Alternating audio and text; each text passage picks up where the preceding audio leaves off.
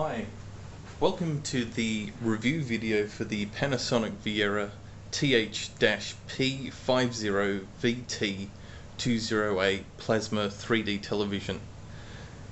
As you may know, if you've been watching the unboxing and preview videos, I received this TV about 2 months ago, and I've been, for the period of just about the 2 months, been putting the television through its paces to come up with some sort of analysis and review for you who are going to watch this video. I did anticipate to have this review done a bit sooner, but having Christmas thrown in the middle of between now and then, and an interstate holiday, things have just taken a little longer than planned, so thanks for your patience there. Just some background on this television.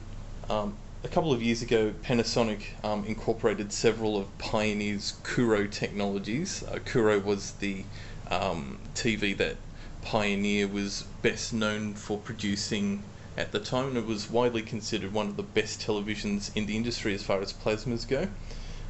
And this iteration of the Panasonic Viera includes some of those technologies brought over from Pioneer.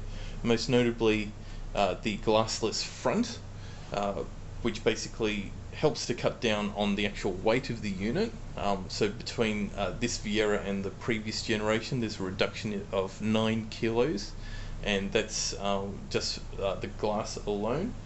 And also the removal of the glass from in front of the panel also helps to prevent ghosting when images are viewed off the center axis of the screen, which is always great to help improve picture quality. Speaking of picture quality, there's also an improved contrast ratio and color level ratio. I'm not sure if it's a ratio or not. Not an absolute graphics guru, but those benefits also came across as a result of the incorporation of the Pioneer patents and technology into the Panasonic screens. You'll also notice that as far as the bezel goes, that's the rim around the outside of the panel. For those of you who don't know what a bezel is, the previous model had a high gloss piano black finish. Now, depending on who you spoke to, that could be more distracting, and it could detract from what's actually on screen, and it could also cause issues with glare or reflections from objects in the room, or say if you had sun setting from behind you and it was coming through a window. Also, well, on this model, that's been changed from piano black to a more subtle metallic black, so it's not as shiny, but you do get that professional black finish on it. As far as the speakers go, with this particular television, they're run-of-the-mill, to say the least. They're not good, but they're not bad either. They do the job out of the box. Certainly, if you're used to using a home theatre system or a pair of good earphones, you will notice that there is a distinct lack of bass, but the mid to high range frequencies, you know, it's enough to get you by until you need a home theatre system. The next thing I'd like to talk about is the 3D images, which is probably one of the main aspects of buying a 3D television.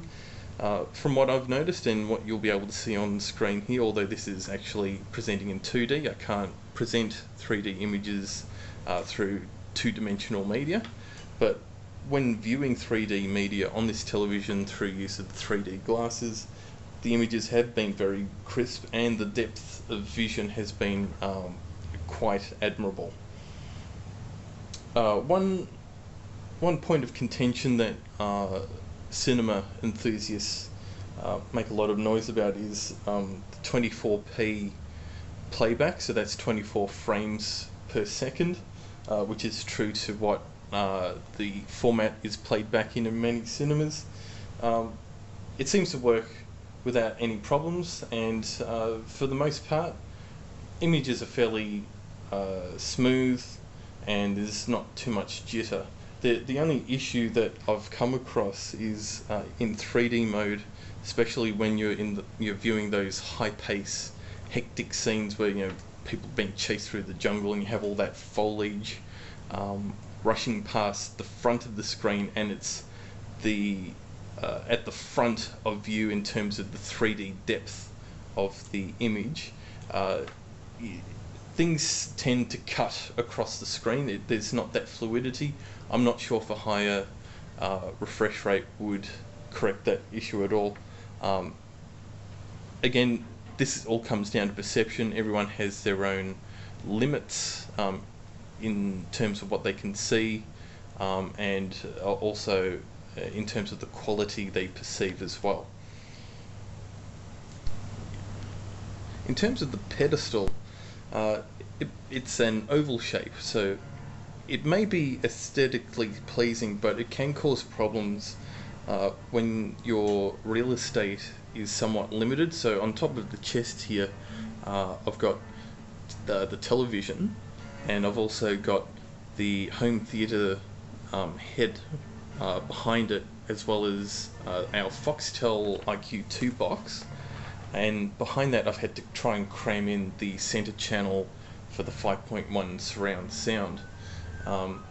Now, the fact that the pedestal itself is an oval shape probably doesn't make things too much more difficult here, but particularly if you have other objects which you're trying to cram into a very small area, and you're attempting to overlap those objects on top of the pedestal, you can make those other devices unstable because their center of gravity is altered as a result.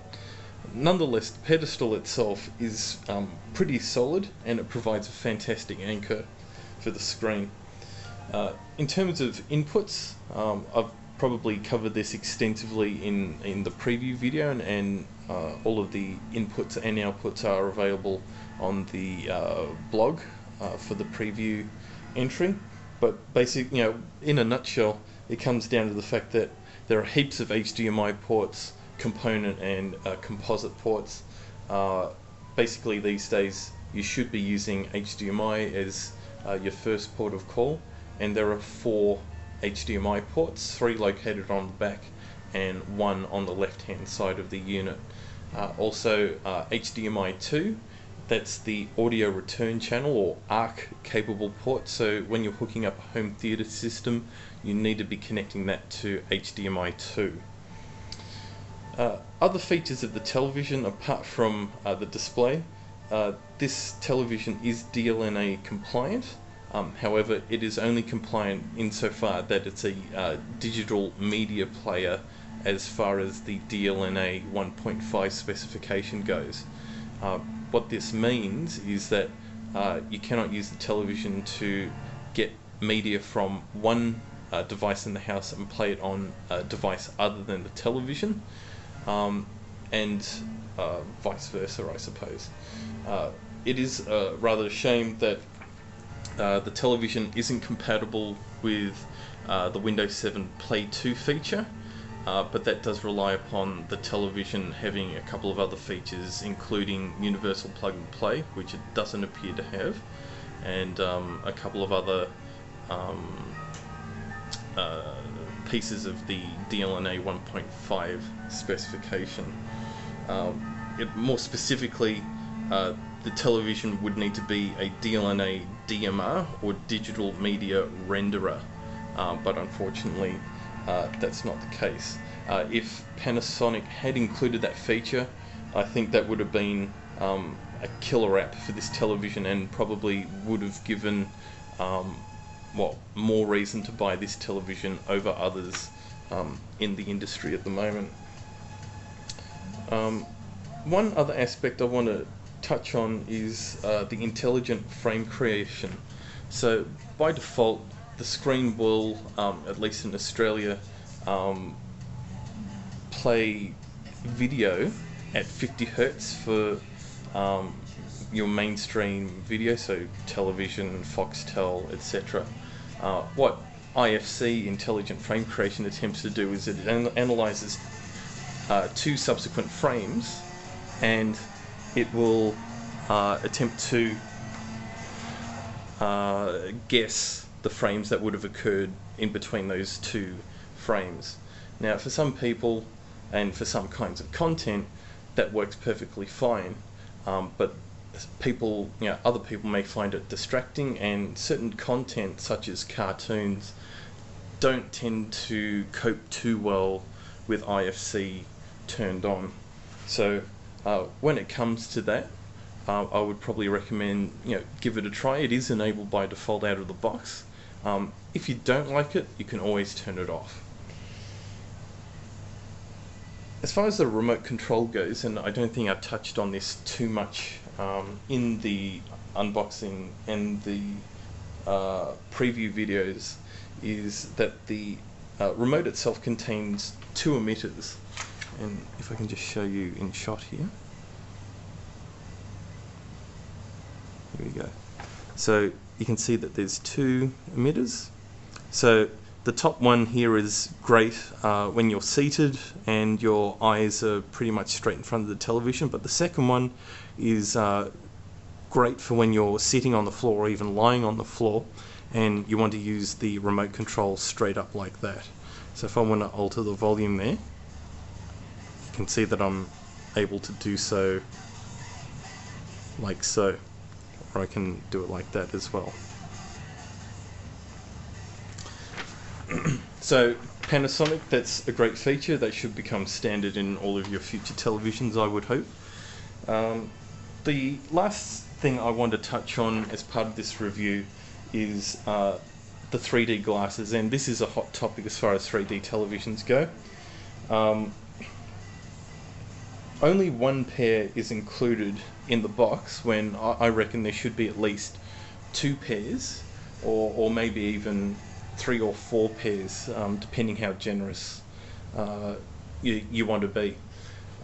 Having 1 pair in the box, and with many homes containing at least 2 people these days, I guess, it seems a bit short-sighted to only include 1 pair. Certainly there's latitude to include more pairs, and given the fact that the glasses cost around about $200 each, it is a bit of a stretch to have, say, a family of 4 fork out another $600 just so everyone can watch 3D content. One other thing that has annoyed me about the glasses is that the glasses have this very annoying gap between the outer edge of the lenses and the arms of the glasses themselves.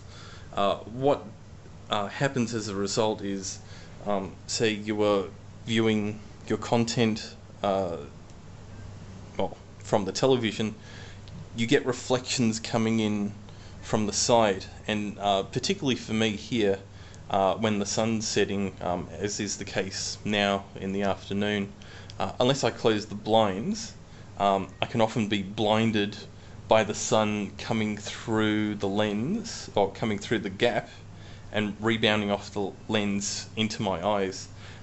Even with the curtains closed, I can also see reflections from other objects in the room. In my opinion, it would have been far better to have those gaps closed like so, just to ensure that there aren't any other things interfering with your viewing experience.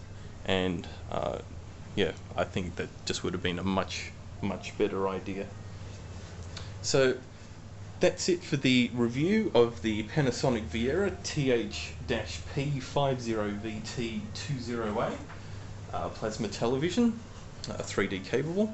I've had an absolute pleasure using this television, both for viewing video, using it as an external monitor for my computer, and as well as some gaming on the PlayStation 3. That everyone has their own perceptions when it comes to quality. It's best to go out and actually check out these panels for yourself, but definitely this is one of the panels that you should put on your shortlist. As always, thanks for watching, and if you enjoyed the video, make sure you give it a thumbs up. Thanks very much.